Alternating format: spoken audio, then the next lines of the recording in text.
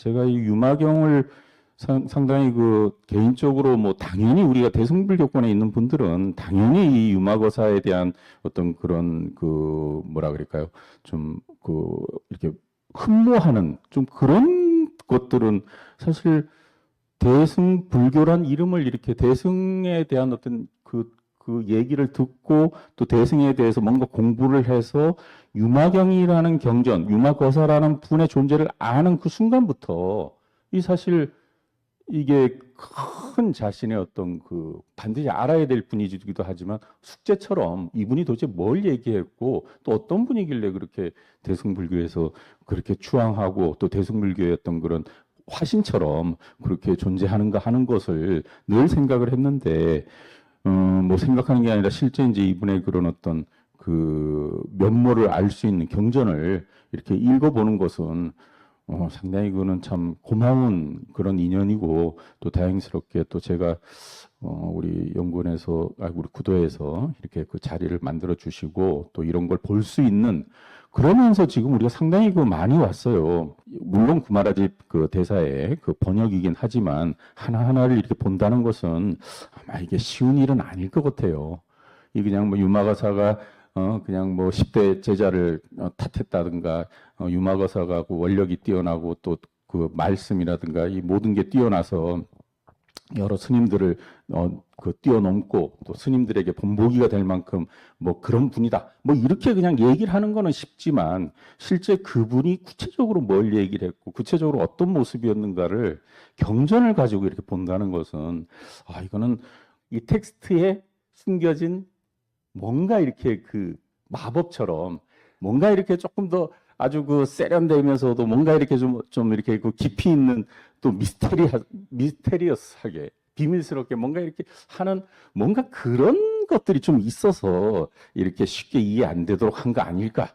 이 대승불교 불전을 만든 그 집단 또는 그 어떤 개인이 그런 생각이 있었고 또 그런 집단의 어떤 전체적인 성향이 그렇게 뭔가 이 대승이라는 것이 A다 이렇게 얘기하는 게 아니라 A이면서 A가 아닐 수도 있다 하는 그러면서 A도 될 수 있고 A도 아닐 수 있는 또 다른 어떤 다른 또 뭐 A라든가 B를 또 산정하는 독특한 어떤 사고 방식이 이 대승이 있었지 않았을까. 그리고 그런 것들을 이런 유마 거사를 통해서 이렇게 표현을 하지 않았을까. 뭐 그런 생각을 하면서 오늘 이렇게 그 하여튼 뭐 그러면서 유마경을 계속 보기도 하고 하는데 오늘 진짜 이제 마지막 그 피날레에 어울리는 아주 이제 멋진 그 부분을 오늘 보면서 잘 마무리가 될 것 같습니다.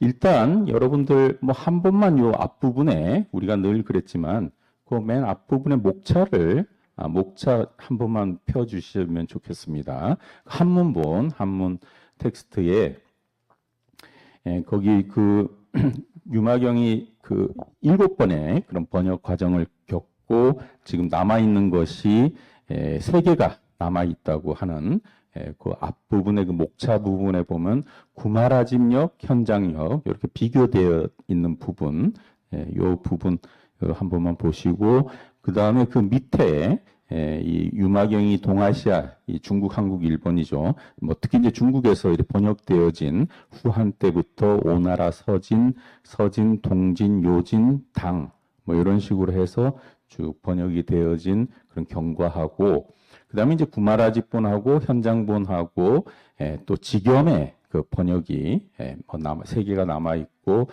그 각각의 내용의 그 챕터 명칭이 거의 뭐 대동소이하지만 조금 그 용어상에는 조금 차이가 있는데 여기서 이제 오늘 저희들이 처음에 그 불국품부터 쭉 해서 오늘 이제 우리들은 8번의 불도품, 그 다음에 9번의 입불이 법문품, 입불이 법문품 요게 이제 이 유마경의 최고의 하이라이트라고 할 수 있어요. 그래서 오늘 일단 이제 불도품의 내용을 조금 보고 입불이 법문품으로 들어가고 그 뒤에 이제 10번부터 향적불품부터 총루품까지는 뭐 이거는 내용상으로는 그냥 읽으시면 될 만큼 큰 그런 뭐 중요성은 이미 이제 9번에서 이렇게 마무리가 되는 것 같아요. 그래서 8번 불도품을 한번 펴보세요. 사실 요 불도품도 요 앞부분의 내용이 또 이게 좀 어려워요. 그래서 이건 안 할랍니다. 그래서 오늘 이제 아주 쉬우면서도 아주 유마경의 명구 명언이 나오는 부분인데 220쪽이 이제 불도품의 시작인데요.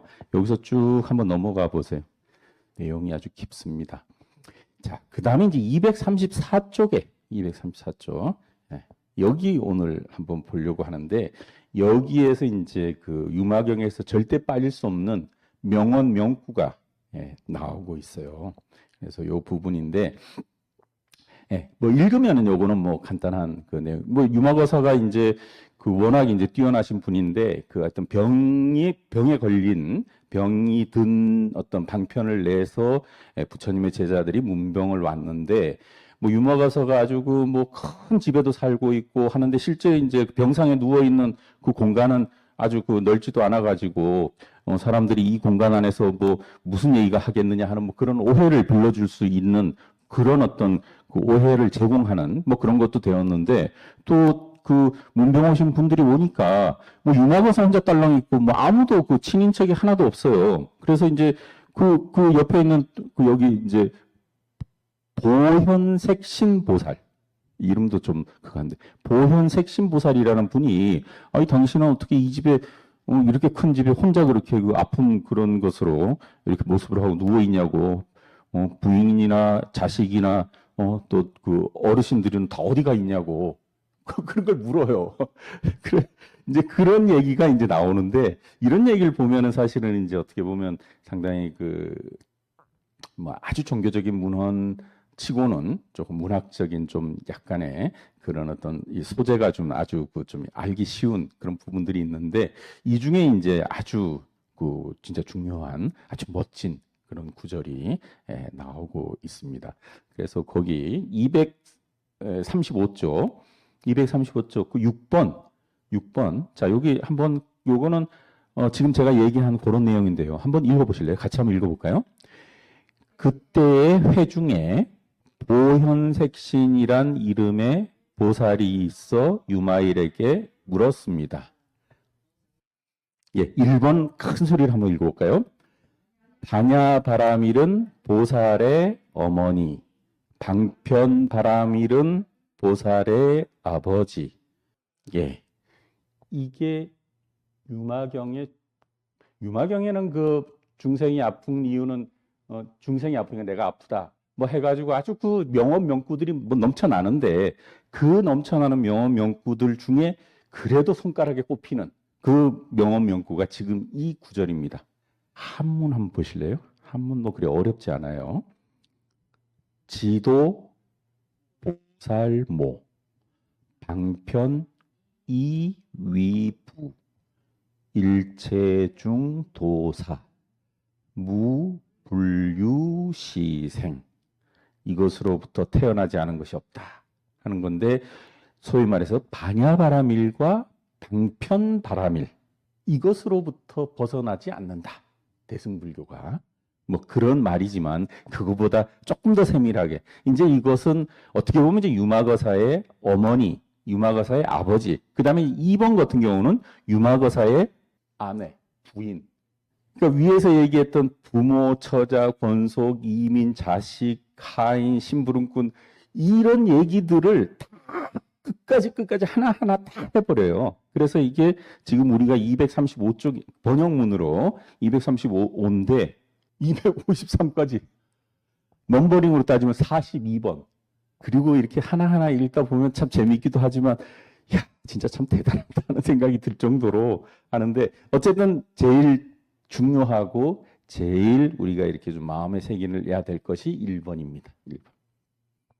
반야바라밀은 보살의 어머니, 방편바라밀다는 보살의 아버지, 일체 중생의 스승인 지도자, 뭐 대승불교의 뭐 출가보살, 제가보살 할 때 대승불교의 그런 큰 리더들이겠죠. 여기에 의하지 않고 태어나는 일은 없다. 반야바라밀, 방편바라밀. 그래서 이제 우리가 반야바라밀다에 대해서 또 방편 바람일다에 대해서 조금 더 우리가 좀 한번 생각할 그런 계기를 갖고, 그 다음에 이제 2번 같은 경우는, 이거는 이제 첫 번째는 부모고 유마거사의 아버지, 어머니, 그리고 두 번째 한번 읽어보실래요?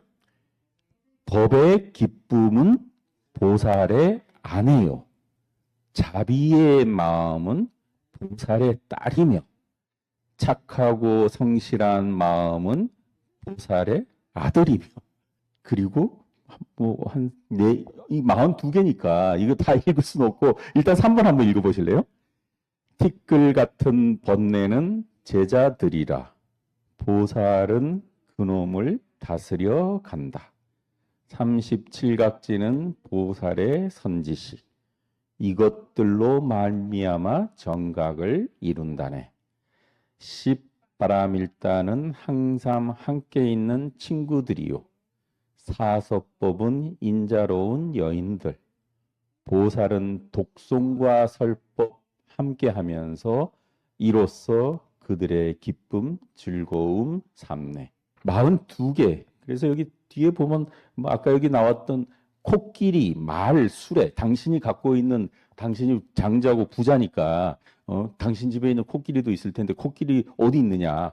아마 코끼리가 있었던 거예요. 여기 어디 있었을 거예요. 코끼리, 말, 뭐 이런 얘기들이 이 진리라는 이 어떤 불교의 그런 진리에 근거해서 이 설명이 되고 있는데, 이게 이렇게 42개씩이나 되니까, 물론 집안에 이제 가재도구들 집안에 있는 것들이 워낙 많으니까 뭐 그것을 이제 이렇게 빗대어 가지고 얘기하는 거라 하더라도 이게 하나의 경전인데, 아주 이렇게 세밀하게 그런 것들을 하나하나 이렇게 표현하고 정리한다는 것이, 야, 참 대단하다 하는 생각을, 사실 앞부분에서도 좀 한 몇 개, 한 10개, 뭐 많으면 한 15개 정도로 뭔가 이렇게 설명이 하면 되는데, 뭐 30개, 40개 막 이렇게 넘어가니까, 야, 이거는 참 대단한 그 어떤 그 경전을 만들 때 그 어떤 마음가짐이 상당히 좀 특별하구나 하는 생각을 했는데, 어쨌든 여기 이제 그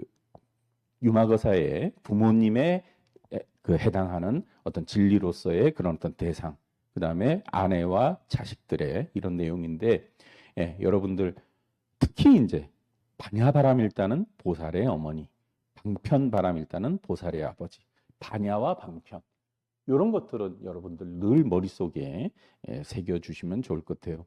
그리고 특히 이제 이 유마경이 뭐 대승경전이라는 것은 이 반야바람일다를 강조하는 이런 것들에서는 뭐 절대적으로 아주 절대적인 그런 대승경전으로서 그 어떤 위치를 갖고 있는 것을 이렇게 바로 보여주는데, 반야바람일다, 지혜의 완성이라고 하는 대승불교 독자의 그런 어떤 그 정신세계, 반야바람일다라고 하는 것은 지혜의 완성의 경계는 우리가 뭐 반야신경도 그렇지만은 다 공성에 대한 체득, 제법의 공성을 체득하는 그런 경계로서의 그 반야바람일다인데, 그런 것들은 뭐 기존의 그런 어떤 부파불교라든가 또 기존의 그런 어떤 그 대승 이전의 불교하고 어떤 명확한 그런 차이를 제공해 주면서 이 육바람일다로서 반야바람일다를 실천하는 보살이 아주 그 마음속으로 철저하게 가져야 되는 그런 어떤 그 실천의 큰 덕목이 이 반야바람일다인데, 이 반야바람일다를 보살의 어머니, 뭐 이때 보살이라 그러면 여기 묻는 것은 이제 유마거사, 당신의 부모가 어디 있느냐, 당신의 처자가 어디 있냐 하니까, 이때 보살은 유마거사가 될 수도 있겠지만 일반적으로 대승의 어떤 이상적인 그런 어떤 출가자, 수행자로서의 그런 위상에서 반야바람일다가 가장 불모라 그러죠. 불모. 부처님을 낳는 어머니, 부처님을 생기게 하는 근원, 이런 건데, 여기서도 이제 뭐 거의 그런 보살모, 지도 보살모, 방편 보살부, 뭐 그렇게 되겠는데, 어쨌든 반야와 방편에서 이 반야바람일다가 절대적으로 중시되어지는 그런 모습들하고, 방편바람일다라고 하는 것은 뭐 말 그대로 방편이죠. 상황에 맞는 다양한 어떤 그런 기술적이면서도 뭔가 사람을 유리하게 하는, 좋게 만드는 여러 가지 방향인데, 가령 뭐 좋은 사람한테는 진짜 더 좋게 이렇게 또 할 수 있지만 좀 나쁜 사람들이나 조금 이렇게 그 좀 함부로 이렇게 하는 사람들한테 이렇게 그 할 수 없는 뭐 좋게만 안 했을 때 좋게만 이렇게 안 될 때는 약간 좀 다른 방법을 써서 뭔가 이렇게 인도하거나 지도할 수 있는 다양한 방편들 이런 것들이 이제 그 상황에 맞는 그런 거라고 할 수 있겠죠. 그런 의미에서 어떤 종교적 진리로서 반야바람일다, 공성의 체득 이런 어떤 본질은 아주 절대적으로 우리가 명확하게 어떤 그 인식은 하되 그것을 현실에서 다양하게 그것을 지키고 또 그것을 자기 마음에서 끊임없이 이렇게 갈고 그 어떤 지켜 나가려고 할 때는 나쁜 사람, 나쁜 상황을 만났을 때, 좋은 상황을 만났을 때 어떤 여러 상황 속에서는 그런 것들을 다양하게 이렇게 대응할 수 있는 그런 방식을 스스로 이제 가져야 된다는 의미가 아마 요 방편이라고 할 수 있겠죠.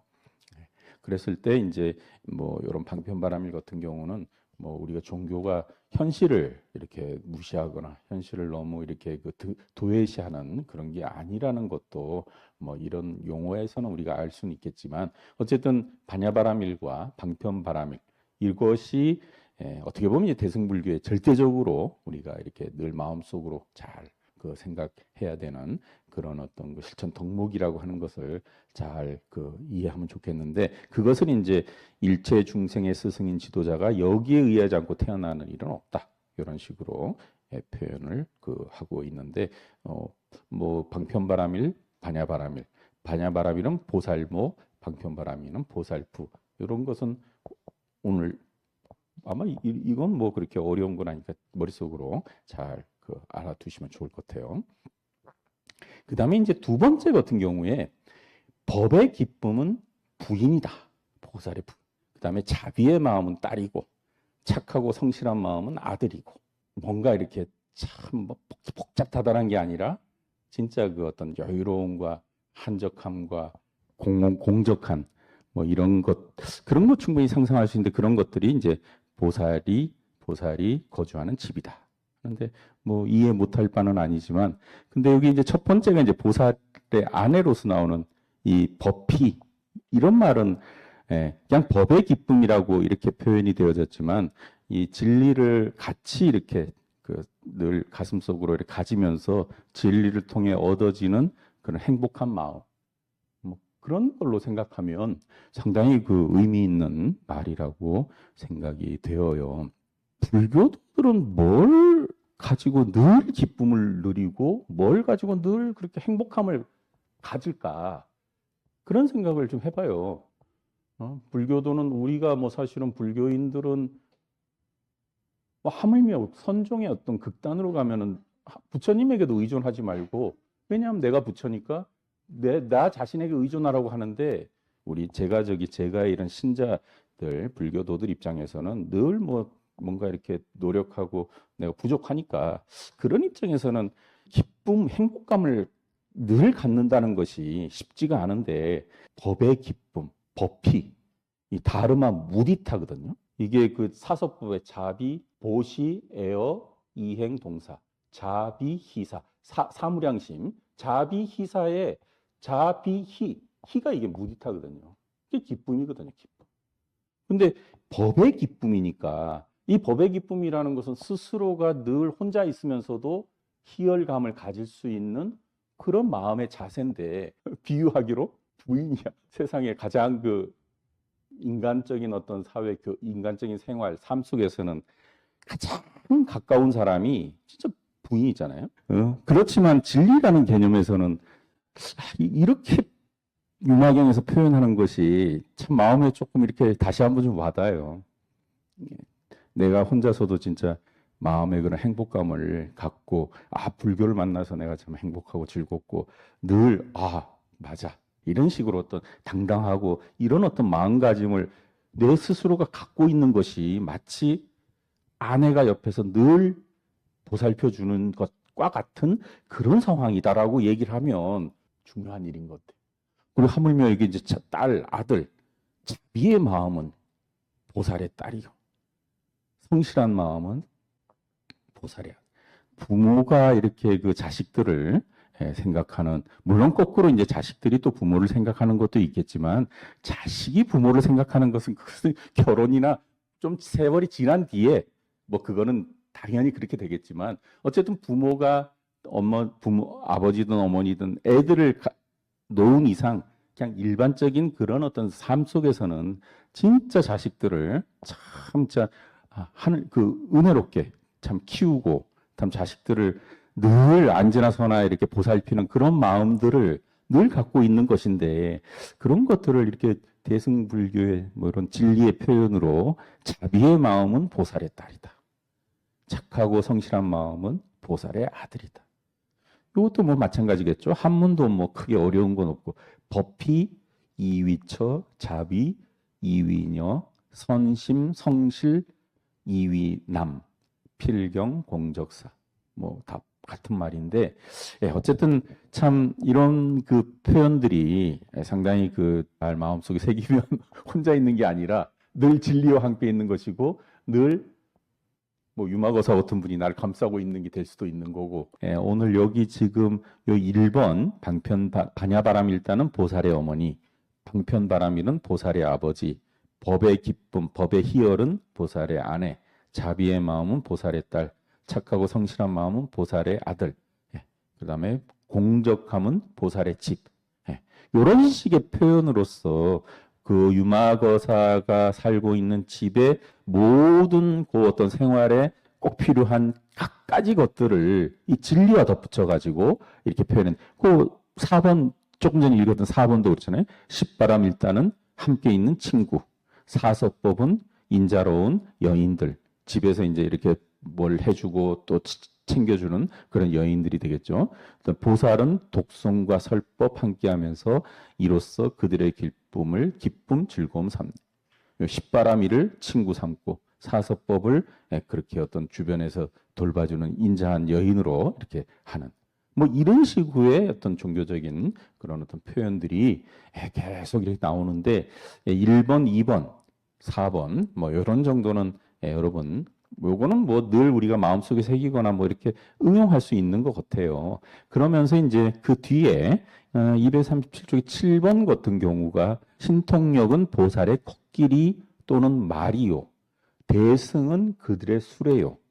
이를 끄는 마부는 일심이니 그들은 8갈래 올바른 길을 달려가네. 이런 식으로 표현이 되어져 있어서 대승이라는 말. 그런데 이제 여기 그 참 그 일심이라는 말이 그 나와가지고 대승불교 우리가 뭐 뭐든지 하면 다 일심, 뭐 대승 기신론에도 일심 다 그렇게 나오는데, 야 이게 진짜 여기 일심이 한문에서는 이 구마라집이 일심으로 이렇게 번역을 했는데, 그리고 요거는 제가 산스크리트 한번 찾아봤어요. 산스크리트에서는 일심은 아니고 보리심이라는 말로 나와요. 그 일심 이런 표현들은 그 인도에서 이렇게 나오기에 그 대승기신론 이런 것도 그 일심, 이문, 삼대 뭐 이렇게 탁탁탁탁 나오는 게 이게 인도에서 만든 것이냐, 중국에서 만든 것이냐 뭐 이런 문제들이 있는데, 이 일심이라는 말이 이제 동아시아 우리 그 대승불교는 굉장히 중요하기 때문에 그냥 현장 이 구마라집 텍스트만 보면은 일심이라는 말의 근거가 여기 있다. 이렇게 해서 뭐 인간 그 어떤 우리가 진리를 깨닫는 근거는 일심으로부터 비롯된다. 뭐 그렇게 얘기도 할 수 있는 거예요. 이게 이제 굉장히 중요한 말이니까 이게 일심이 진짜 산스크리트 본 원어에도 이렇게 나오는가?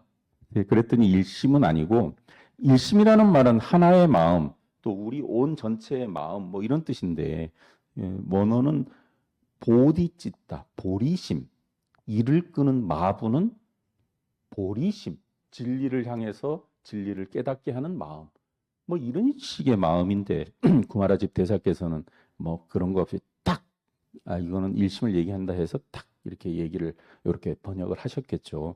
보디찢다, 보리심, 이를 끄는 마부는 보리심이다 하는 것이 원어라고 하는 것을 한번 참고해 주시면 좋겠고요. 그 다음부터 뭐 뒤에 나오는 얘기들 진짜 멋진 얘기들이 많이 나와요. 근데 이거는 뭐 진짜 하나하나 우리가 다 읽어보면 좋겠지만, 오늘은 이게 아니라 이것보다도 더 멋있는 얘기가 나오는 것이 이제 그 다음 챕터이기 때문에 오늘 그 다음 챕터로 가야 될 것 같아요. 언설이 끝났다 하고 그냥 탁 끝나버리면 되는데, 그 전에 나오는 말들이 진짜 우리가 조금 참고할 말들이 있어서 몇 개는 좀 봐야 될 것 같아요. 그래서 일단 여기 불도품은 여러분들 그 반야바람일다, 방편바람일다 그 부분을 한번 잘 보시고, 물론 우리가 현실적인 그런 삶에서의 관계를 대승불교도들의 어떤 진리를 추구하는 그런 입장에서 이렇게 이제 비유하고 설명한 그런 내용이 나오는 그런 것들은 한번 여러분들이 잘 한번 읽어봐 주시는 걸로 하고, 계속 오늘 마무리할 부분이 그 256쪽, 255쪽 입불이 법문품. 여기 오늘 이제 저희들이 해야 될 것 같아요. 이 챕터 이름 자체도 진짜 모든 어떤 말 가운데 참 멋있는 말이라고 할 수 있지 않을까 싶어요. 입불이 법문품. 거기 257쪽에 거기 그 산스크리트도 뭐 이렇게 나와서 아드바야, 다르마, 무카, 브라베샤 둘이 아닌 그런 경계에 들어가는 그런 어떤 진리를 설한 품이다. 그래서 이게 불이 법문, 불이 이런 말들은 우리 특히 이제 대승불교권에서는 굉장히 많이 쓰죠. 뭐 승의와 세속이 우리 그 중론에도 그런 말 나오잖아요. 세속제, 승의제. 뭐 세속제에 의거하지 않으면 승의제에 도달할 수 없다. 뭐 승의제는 세속제에 의해서 표현된다. 이렇게 어떤 진리를 두 가지 형태로 이렇게 설명을 하는데 그 분명히 뭐 그것보다는 생사열반. 그러니까 내가 지금 고통을 받고 있는데 고통을 떠난 그런 어떤 그 진리의 열반의 경계, 해탈의 경계. 그럼 여기 그 생사의 경계와 열반의 경계는 이게 이제 어떻게 보면 마음가짐이나 어떤 그 내용상에서는 분명히 구분이 가능한데 그것을 열반에 도달하거나 아니면 열반에 도달한 상태에 가면은 생사가 바로 열반이다. 뭐 이런 식의 표현을 쓰잖아요.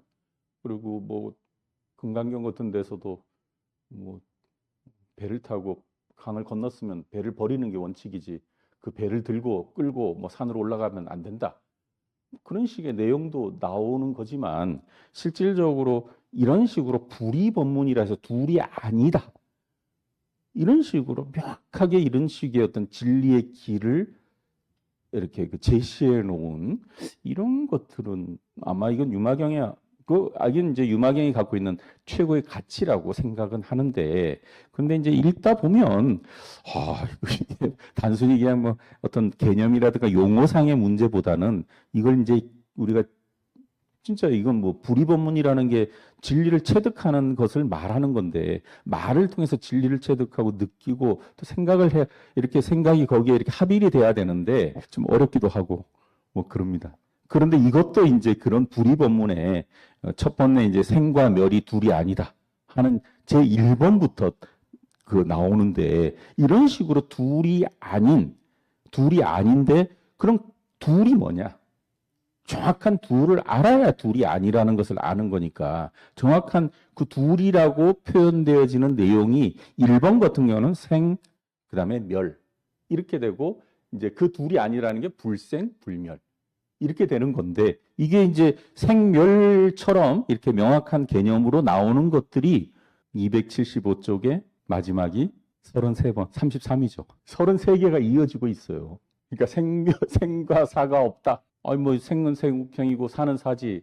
그 생과 사가 함께 있다. 이런 식의 이제 불이법문을 얘기하는데 그런 식으로 이렇게 용어들이 뭐 몇 개가 이렇게 나열되는 게 아니라 33개가 나열이 되는 거예요. 그게 아마 그 당시에 대승불교 특히 이제 유마경을 만드는 그 당시에 아마 그 진리를 표현하는 가장 어떻게 보면 이제 많은 사람들이 이렇게 그 선호했다거나 또 많은 사람들한테 알려져 있는 그런 용어, 뭐 유의법이라든가 무의법이라든가 뭐 여기서는 또는 아소 뭐 이런 말인데 뭔가 이제 그 당시에 이제 진리라고 설해지고 있는 그런 용어들로서 많은 사람들이 인정하고 있지만 이제 대승 입장에서는 그러한 어떤 개념을 이제 한 차원 이제 높였다 그럴까요?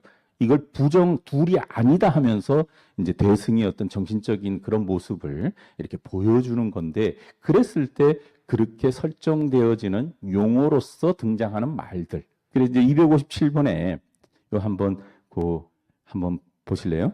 입불이 법문품 제9. 그때 유마힐이 여러 보살들에게 이렇게 말했다. 유마거사가 이제 그 유마거사 문병온 뭐 문수보살부터 많은 사람들이 거기 이제 쭉 둘러 있는데 당신이 생각하는 궁극의 진리, 이 불이법문이라는 것은 뭐 둘이 아니다라고 하는 거지만 그 어떤 당사자 입장에서는 궁극의 깨달음은 이런 거다라고 이렇게 이제 표현되는 그런 어떤 개념, 정신 세계를 얘기하는 거죠. 그래서 이제 유마거사가 당신이 생각하는 그 불교의 궁극의 어떤 그 깨달음의 그 원천을 얘기해 봐라 하고 다 이렇게 얘기를 하는데 그 사람들이 돌아가면서 30명이나 넘는 사람들이 이제 그 진리를 표현을 하는 거예요. 그래서 이제 그 33명 중에 마지막은 이제 유마거사고 32분의 이름들이 이제 쫙 나오면서 각각의 그 보살들이 생각하는 궁극의 진리의 경지를 이제 이렇게 표현을 하는 건데 그 중에 이제 첫 번째가 법자재보살. 법자재보살. 자, 그래서 한번 여러분 같이 한번 읽어보실래요? 1번 회중에 거기 한번 읽어보실래요? 회중에 법자재란 이름의 보살이 있어 그는 이와 같이 말했다. 그 여러분은 생과 멸이 둘이라 하나, 두 가지 각각의 개념을 이렇게 설명하는 거니까 생과 멸이 둘이라고 하나 법은 본래 생한 바가 없으므로 이제 멸하는 일도 없다. 따라서 그 무생법인 생하는 바가 없는 그 진리의 그런 어떤 확신을 얻으면 이것을 입불이 법문이라 한다. 이렇게 해서 생과 멸, 이 둘을 떠나는 이 둘이 다른 게 아니라 이 둘이 둘이 아니라고 하는 그 표현이 이제 무생법인이 되겠죠. 그래서 이 무생법인을 깨달으면 그것이 진정한 입불이 법문이다. 라고 법자재보살이 이제 자기 얘기를 하는 거죠. 그래서 우리가 뭐 모든 게 이렇게 시간이 이렇게 지나가는 게 생겨났다가 소멸했다. 근데 이제 불교에서는 그렇게 얘기하는 것보다는 불생불멸. 이게 생겨나는 것도 생겨났자 또 소멸하니까 이걸 그냥 생겨났다 이렇게 해버리면 마치 뭐 죽지 않고 영원한 것이 있는 것처럼 또 표현도 되니까 불교에서는 이제 그걸 불생불멸 뭐 이렇게도 표현하고 또 경우에 따라서는 무생 이런 식으로 표현을 해서 그리고 이제 그 죽는 같은 데서는 불생불멸 뭐 이런 표현을 하게 되면 그건 우리 삶의 영기적인 이런 어떤 세계를 이렇게 표현을 하고 있어서 영기의 어떤 그 원칙을 이렇게 표현하는 거여서 영기를 철저히 깨닫는 것. 그걸 또 다른 이름으로 하면 공을 깨닫는 게 되겠죠. 그래서 그것을 이제 이런 무생법인 이런 말로 표현을 하는데 어쨌든 이 무생법인이라는 말이 나오는 근거는 뭔가 생겼다든가 뭔가 소멸됐다든가 하는 이런 개념에 사로잡혔을 때 이게 어떤 진리에 대해서 뭔가 이런 것을 가지고 진리를 바라보는데 이렇게 보면 안 되고 이것을 무생, 생겨남이 없다, 불생, 불멸로 봐야 된다. 그것이 이제 진리의 어떤 그런 세계를 표현하는 것이다. 이렇게 이제 법자재보살이 얘기를 하는 거예요. 그랬을 때 요 이제 그 두 가지 개념, 생과 멸, 이런 개념이 나오고 이 개념이 둘이 아닌 그런 이유가 설명이 되면서 이제 입불이 그 분이 보는 진리의 세계, 불이의 그런 어떤 진리의 세계에 들어가는 이제 그런 것들을 표현하는 건데 첫 번째 법자재보살은 생과 멸을 가지고 이렇게 얘기를 했고 그 다음에 두 번째 덕수보살이 말했다. 자, 한번 읽어보실래요? 아와 아소를 둘이라 하나 아가 있음으로 말미암아 아소가 있는 것이요. 만약 무아라고 한다면은 무아소일 것이니 이것을 입불이 법문이라 합니다. 아라는 것은 우리 아트만이라는 거고 아소라고 하는 것은 아트만에 의해서 생겨난 여러 가지 그런 작용을 그 얘기해서 우리 인간이 말하고 행동하는 모든 것이 다 이 어떤 아트만의 이런 어떤 그 것에 의하는 건데 실제 이제 그거는 뭐 힌두교나 그 전통 바라문교에서는 그렇게 얘기하지만 불교는 이제 무아라고 하는 거죠. 따라서 무아라고 한다면 당연히 무아아소가 될 것이니 이런 표현들이 입불이 법문이다. 이런 이제 말을 이렇게 쓰는 건데 어쨌든 여기서 개념으로 두 개를 설정하는 것을 아와 아소 이렇게 이제 또 두 개의 개념을 갖고 이렇게 표현을 했고 그 다음에 이제 세 번째 불현보살은 말했다. 한번 읽어보실래요? 수와 불수를 둘이라 합니다. 우리가 색수상행식에서 오온에서 뭐 수 그러면 뭐 받아들이는 그런 감각적인 그런 어떤 느낌, 작용 이런 걸 얘기를 하는데 여기서 이걸 가지고 어떤 진리를 표현하는 그 개념의 대상으로 수와 불수 이런 말을 이렇게 써요. 사실 이런 것들은 아마 그 우리 일반적인 그런 대승불교권에서도 이렇게 수라는 말은 뭐 많이 쓰지만 수와 불수를 이렇게 동시에 세우고 이 둘을 떠난다. 불수에서 우리가 받아들이는 것이 뭔가 그런 어떤 청정하고 아주 그 순수한 이런 게 아니고 그런 것들이 이제 뭔가 이렇게 업을 유발시키거나 뭔가 이렇게 이제 또 인간에게 그 나쁜 어떤 그런 것을 전제로 하기 때문에 이제 그런 것을 떠난다. 뭐 그런 내용이 그 뒤에 설명인데 아주 그 짧지만은 그런 좀 깊이 있는 함축은 되어 있는 것 같아요. 근데 조금 쉽게 이제 이해되는 게 있지만 이렇게 색수상행식 같은 그런 개념 중에 하나를 이제 이렇게 수와 불수 이렇게 두 개를 세워서 얘기를 하는 거니까 이런 것을 조금 쉽게 이해하기에는 우리가 조금 더 익숙해질 필요가 있는 건데 사실 이제 문제는 이런 말들이 굉장히 많이 나오는 거예요. 조금은 더 봐도 좋을 것 같아요. 왜냐하면 아마 이런 용어들이 그 당시에 아마 그 진리를 표현하는 데서의 그런 어떤 그 사람들이 진리로서 이렇게 언급하는 말인데 불교는 이제 그런 것들을 아까 말씀드린 것처럼 한 단계 더 뭐 이렇게 올라간다든가 그걸 부정을 한다든가 해서 독특한 다른 어떤 바라문교라든가 다른 어떤 그런 입장들하고는 좀 다른 입장에서 이렇게 진리의 세계를 표현하는 건데 근데 그 표현이 이제 법들이 이렇게 많은 거예요. 자, 259쪽에 4번 덕정보살. 덕정보살이 말했다. 한번 읽어보실래요? 번뇌에 물든 것과 청정함을 둘이라 합니다. 그런데 그 번뇌에 물든 때의 실성을 보건대 깨끗하다는 상도 없습니다.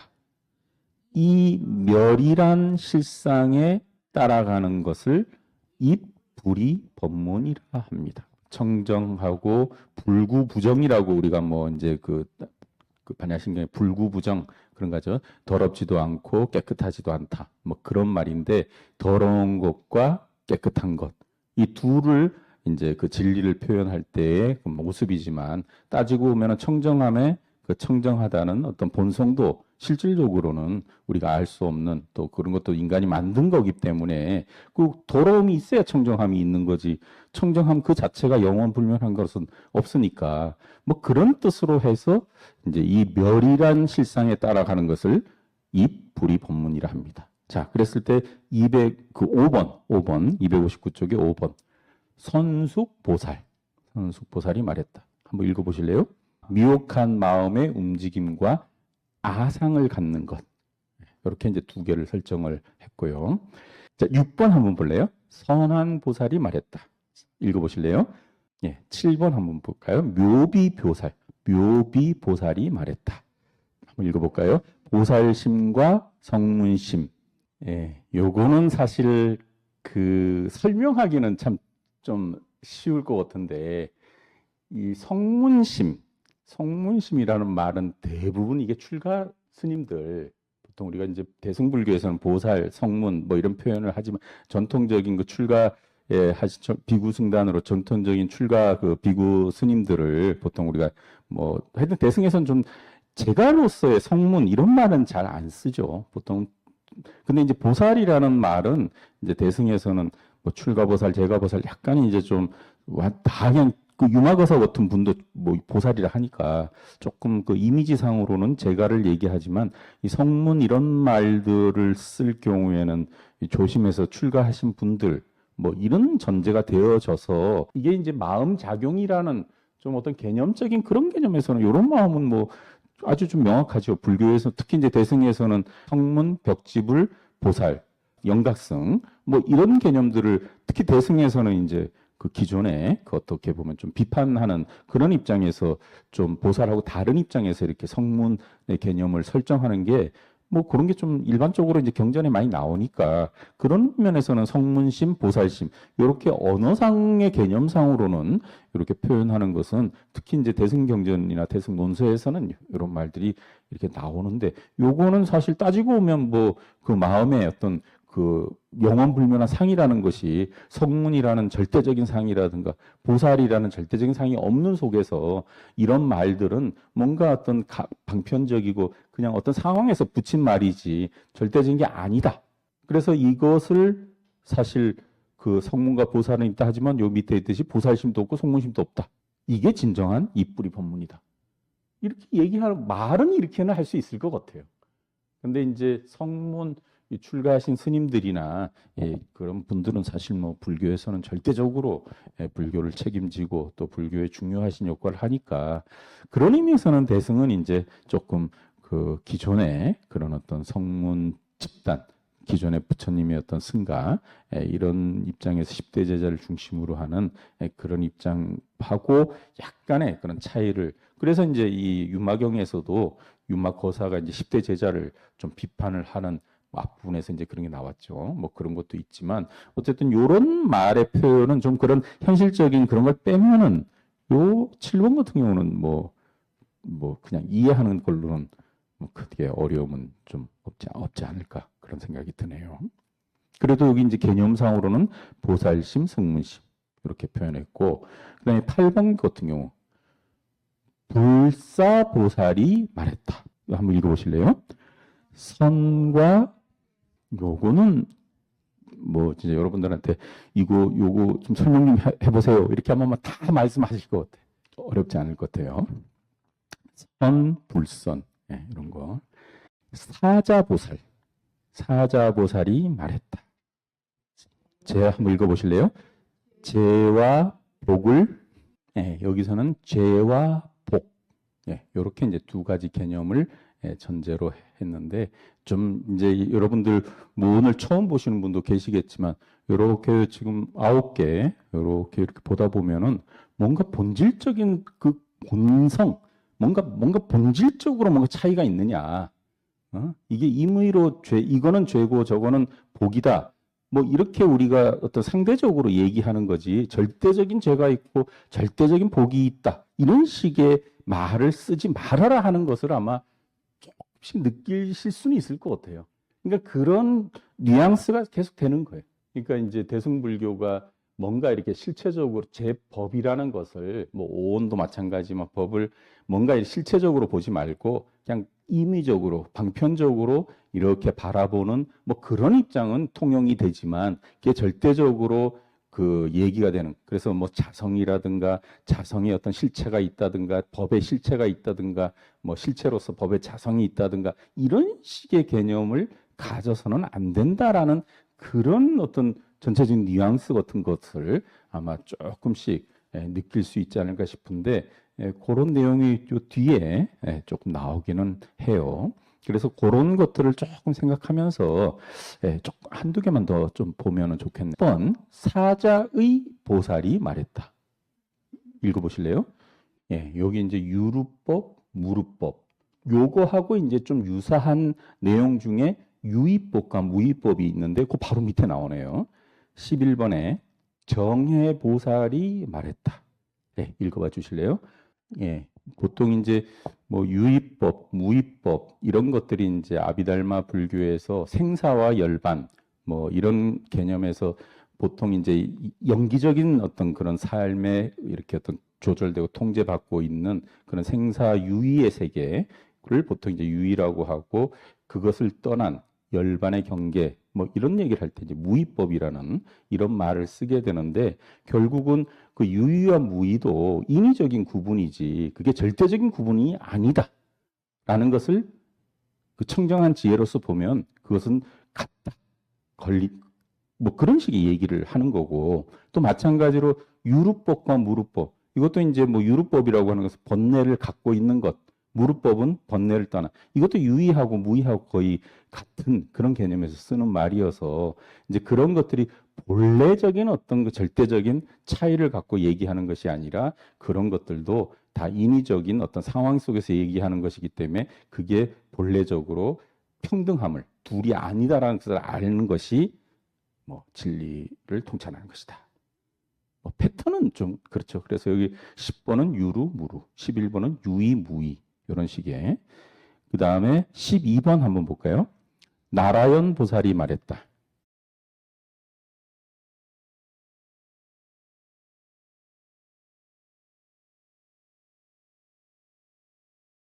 네. 이렇게 여기서는 세간, 출세간. 자, 일단 이런 식의 개념들을 한번 일단 이제 뭐 조금 그 시간을 조금 아끼는 의미에서 263쪽으로 가서 13번 선의 보살이 말했다. 한번 읽어보실래요?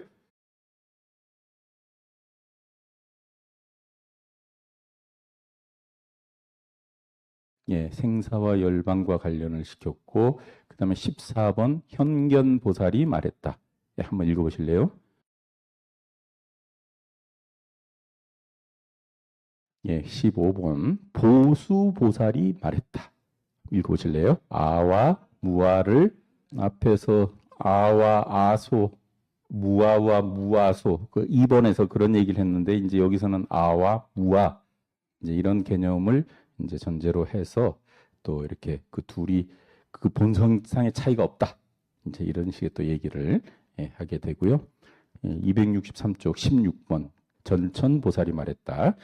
읽어봐 주실래요? 명과 263, 16번, 그 다음에 265쪽에 이제 그 17번인데요. 여기가 이제 아마 여기 전체 내용 중에 여기 좀 아마 우리 불현 선생님께서 좀 산스크리트 요가 뭐 좀 내용 보충이 좀 필요한 것 같아서 아마 이렇게 그 하신 것 같아요.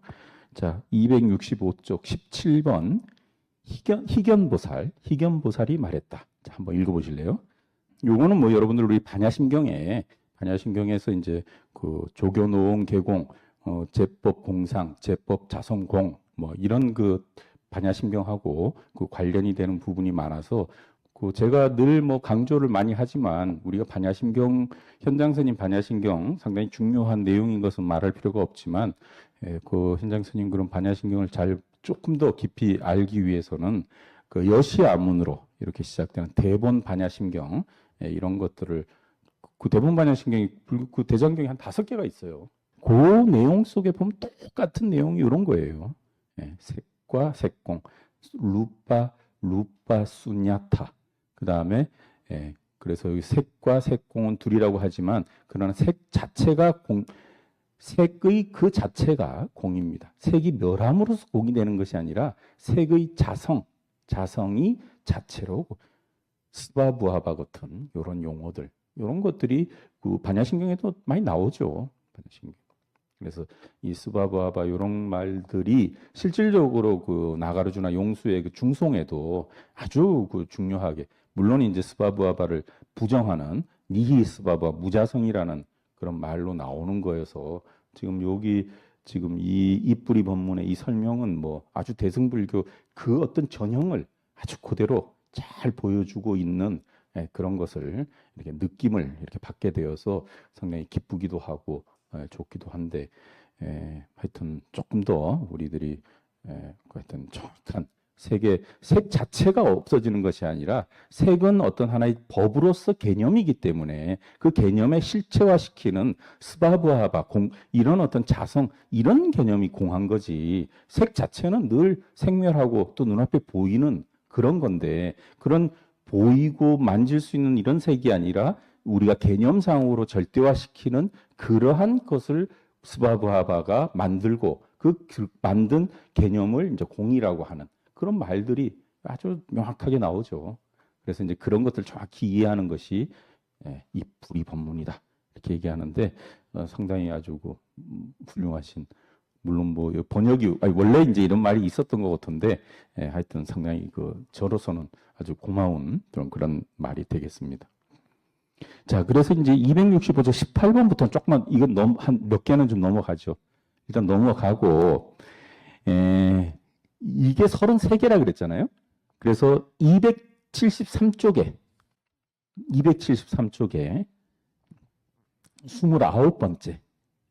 그래서 여러분들이 지금 이 패턴이 저는 뭐 제가 이렇게 말을 하면서 이렇게 생각을 하지만 여러분이 들으면은 이렇게 좀 이해가 될 것도 같은데 이게 이제 또 갑자기 또 이게 또 막 용어가 이제 막 다양하게 나오니까 좀 애매하게 느껴질 수가 있어요. 근데 이런 식의 사유법이 대승의 어떤 사유법, 뭔가 근본 본성이 동일하다. 이게 어떤 차별적인 것들이 임의적인 차별이지 본성상의 차별이 아니어서 그 본성상으로 진실된 것을 정확히 아는 것.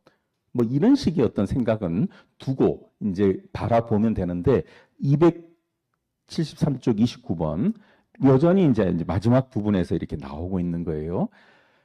보인수 보살이 말했다. 자, 한번 읽어봐 주실래요? 열반을 좋아하는 것과 아마 요 지금 29번의 요 내용은 우리 여기 계신 분들은 읽으면서 희열감을 느끼지 않을까요? 늘 생사와 열반이 둘이 아니라고 얘기한 것이 이제 이경 박사님인데 그럼 뭐 생사와 열반에서 당연히 생사는 싫어하고 열반은 좋아해야 되는 거지만 좋아할 열반도 없고 싫어할 생사도 없다. 그런 얘기를 지금 이렇게 얘기하는 거예요. 근데 이거는 뭐 상식적으로 보면은 아주 당연한 얘기라고 할 수도 있지만 조금 더 깊이 있는 얘기가 되고 좀 사유를 뛰어넘는 거죠. 열반은 당연히 좋아해야 되고 생사는 싫어해야 되는데 그것도 싫어할 것도 없고 좋아할 것도 없다.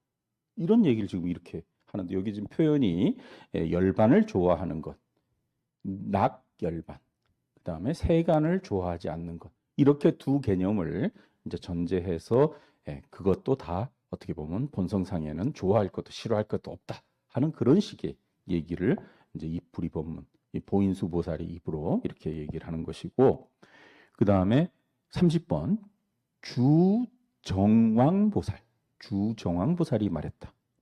한번 읽어보실래요? 예, 말이 진짜 멋있잖아요. 보살이 진실로 정도에 확실히 서게 되면 그것이 좋다라든가 나쁘다라든가 그것이 옳지 못하다라든가 그것이 옳다라든가 하는 분별을 하지 않는 것이니 이렇게 그런 차별을 떠나 있는 그런 어떤 정신 세계를 우리는 이 불이 법문에 들어가는 것이다. 불이 법문에 들어가 이렇게 얘기합니다. 요거는 뭐 뒤에 나와도 이해하기 어렵지 않죠? 자, 그다음에 31번 요실보살 요실보살이 말했다. 예, 한번 읽어보실래요? 실과 아주 유관이 아니라 해안으로 보게 되면 진실이라든가 부실이라는 것도 다 그런 임의적인 구분이지 절대적인 구분이 아니다. 라는 그런 내용이죠.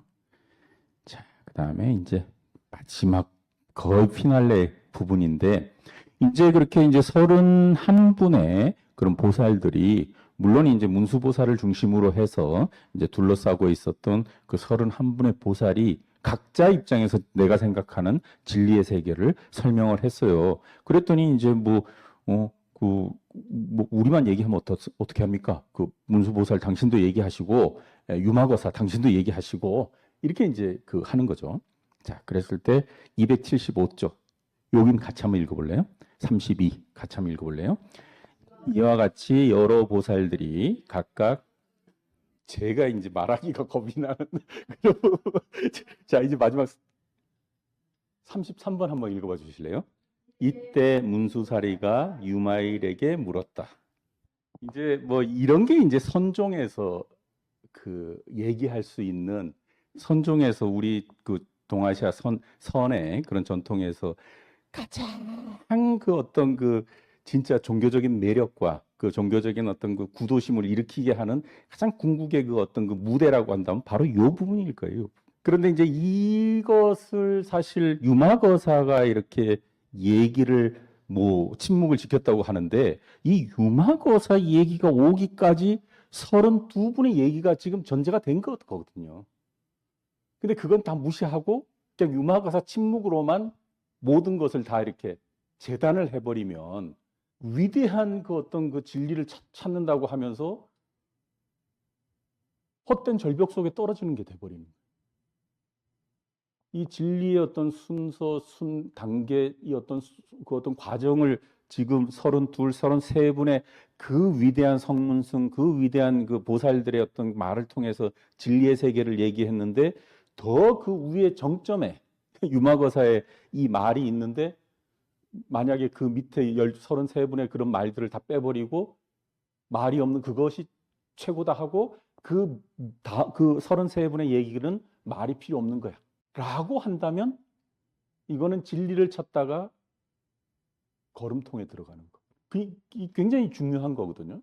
사실 우리나라 그 선종이 저는 뭐 선종이 굉장히 위대한 종교라고 생각하고 또 앞으로도 그걸 이제 저도 규명을 하려고 지금 마음을 먹고 있는데 이런 32분의 고뇌에 얽히고 그분들의 그런 진리의 세계에 대한 표현을 이런 표현들이 당시에 아마 그 종교인들로서 진리가 뭘까? 진리를 어떻게 표현해야 될까?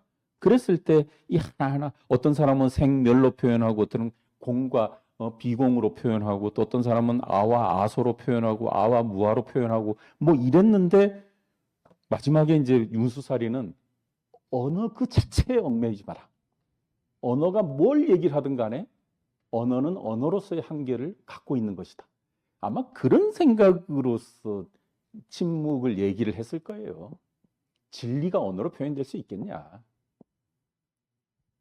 그런데 뭐 당연한 얘기지만 언어로 표현되지 않는 어떤 그 개념이라든가 뭐는 있을 수가 없잖아요. 전달을 할 수 없으니까. 그러니까 이런 무수히 많은 언어와 진리와 종교의 세계를 밟고 고민하고 거듭하고 하면서 진짜 이 언어로 표현할 수 있는 극상승까지 왔는데 그 어떤 한 단계까지는 진짜 백척간두의 진일보를 했는데 그러면 그분은 위대한 우승을 한 거지. 많은 분들의 종교적인 위대성으로. 그러니까 이제 문수살이나 많은 분들은 훌륭하십니다. 맞습니다. 박수를 쳤지만 박수 치고 진짜 대승불교의 정점은 그겁니다. 막 이래가지고 이제 막 그랬는데 이게 이제 그 33분, 32분은 다 떼버리고 유마거사만 최고다. 이렇게 얘기하고 다른 데 가서 얘기를 이제 하다 보면 그 다른 32분에 대한 얘기를 안 하면은 그럼 불교는 애시당초 처음부터 말할 필요가 없는 거네. 라고 만약에 오해를 하게 되면 아니 불교가 이렇게 훌륭한 얘기를 다 하고 해야 되는 의무가 있고 해야 되는 내용이 있어가지고 이렇게 해왔는데 요거 하나 가지고 불교를 재단해서 불교는 말도 필요 없고 불교는 아무것도 말이 필요 없는데 뭐가 필요하겠어요. 그러니까 이제 선종이 사실 굉장히 위대한 종교고 위대한 그런 어떤 모습을 보여주고 또 그런 교리적인 면에서 특히 이제 그 대승불교의 유마거사에까지 오는 이런 불이법문이라든가 또 중론에서 보는 그런 어떤 승의와 세속의 어떤 그런 관점에서 진짜 진리의 세계가 언어로 표현되느냐. 그랬을 때 표현할 수 있는 거는 극단적으로 표현을 하는데 못하면은 입 닫아라. 그 대신 마음속으로는 법에 충만하고 진리에 충만해서 진짜 종교심의 이타 자리에 구도심까지 막 나와가지고 불교는 훌륭한 거야.